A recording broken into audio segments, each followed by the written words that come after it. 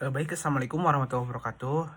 Perkenalkan, saya Anggi Waludin. Di sini saya akan mereview materi kembali dari hukum pidana yang telah disampaikan oleh Ibu Profesor Dr. Hajah Heni Nuraini SMH dan asisten dosen Bapak Dr.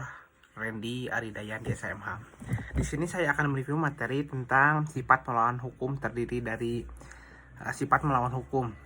Sifat melawan hukum terdiri dari satu, melawan hukum formil.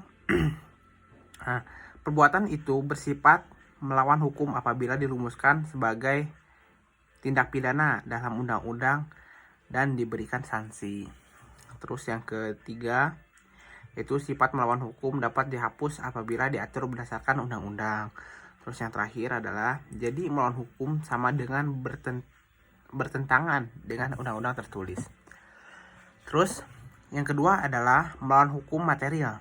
Nah, di sini melawan hukum material adalah bukan hanya berdasarkan undang-undang yang tertulis saja, tetapi juga berdasarkan asas-asas hukum yang tidak tertulis atau living law.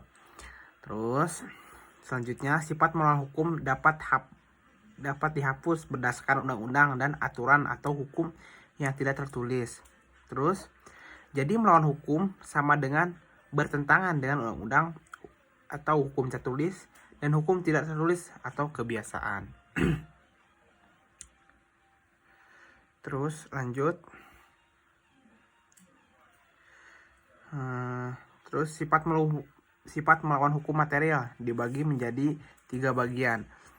Yang pertama adalah dalam fungsi negatif, mengakui kemungkinan adanya hal-hal yang ada di luar undang-undang untuk menghapuskan sifat melawan hukumnya.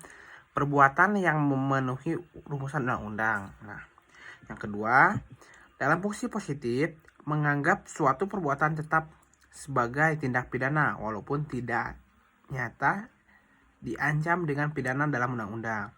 Jadi mengakui adanya hukum tidak tertulis sebagai sumber hukum positif. Itu yang kedua.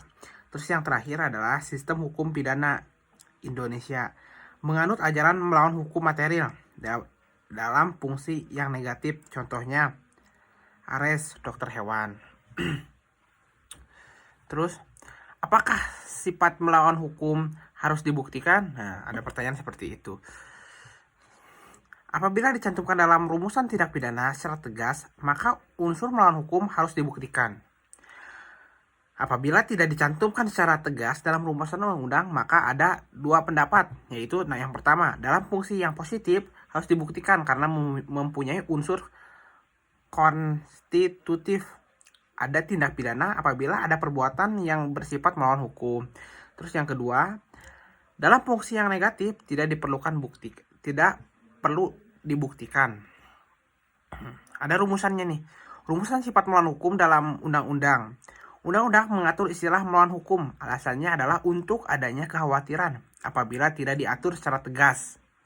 Nah, orang yang berhak atau berwenang untuk melakukan suatu perbuatan sebagaimana dirumuskan dalam undang-undang akan dapat dipidana dengan istilah melawan hukum seperti diatur dalam pasal 167, 168, 335 ayat 1 dan 552 KUHP, Kitab Undang-Undang Hukum Pidana. Terus istilah lainnya seperti tanpa mempunyai hak untuk itu, pasal 303, 548 dan 549 Kitab Undang-Undang Hukum Pidana. Istilah tanpa izin diatur dalam pasal 496 dan 510 Kitab Undang-Undang Hukum Pidana. Terus dengan melampaui kewenangannya diatur dalam pasal 430 Kitab Undang-Undang Hukum Pidana. Terus tanpa menghilangkan cara-cara yang ditentukan oleh peraturan umum diatur dalam pasal 429 Kitab Undang-Undang Hukum Pidana. Jadi seperti itu. Mungkin itu saja review materi dari saya. Terima kasih. Wassalamualaikum warahmatullahi wabarakatuh.